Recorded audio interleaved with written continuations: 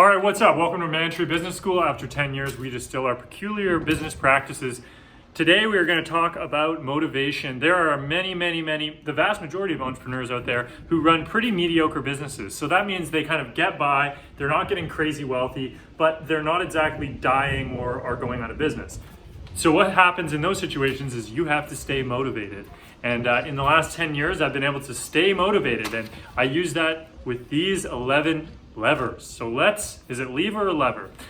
Let's use them. Here we go. Number one, the learning lever. The learning lever means that you read as many books as you possibly can and you apply them to your business. You look at your business like an experiment, okay?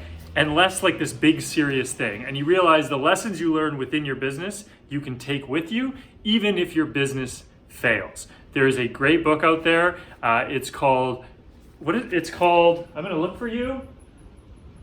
How to Fail at Almost Everything and Still Win Big. It's awesome about this subject. The second lever, the chip on your shoulder. So this is where you kind of drum up the teacher that didn't believe in you, the family member that thinks you're stupid, the business competitor that laughed in your face. You put the chip back on your shoulder, you go out there and you just channel all that competitive angst into work.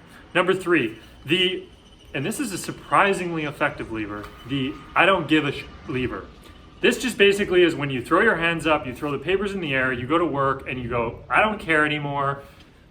You don't focus on the future at all, and you just sort of show up and do your work anyway. And you go, this probably isn't gonna work, screw it, I don't care about this.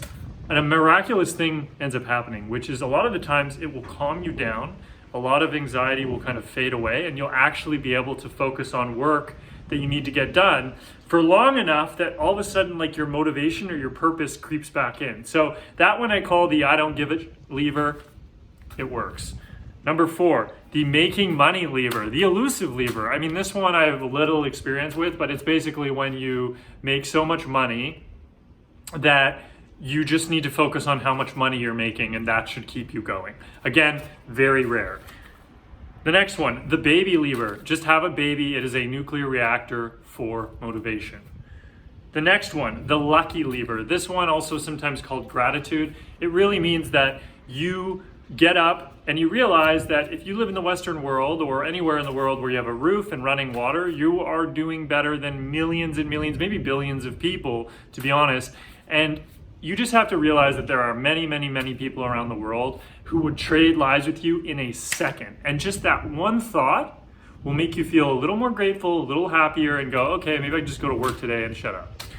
The next one, the Adderall lever. Okay, this one is there's 40 million Adderall subscriptions or something in the US now, something crazy. This is where you get hopped up on methamphetamines and you prove or that you pretend that you like what you do. Now, I'm not here to start a debate. If you're prescribed to it or you think you need it, you do you. Trust me on this one. You want to find purpose or motivation beyond taking substances for the long term. A lot of times, this is a very shallow well that doesn't last very long. That's all I'll say about that. The next one is exercise. Nothing will break you out of a slump like a 45-minute jog. The next one is I call this one the Tony Robbins binge lever. So this is where you get hopped up on some Tony Robbins, some Gary Vee, some Jim Rohn, whatever Spotify playlist you can find of some guy yelling at you or girl yelling at you to orchestral music.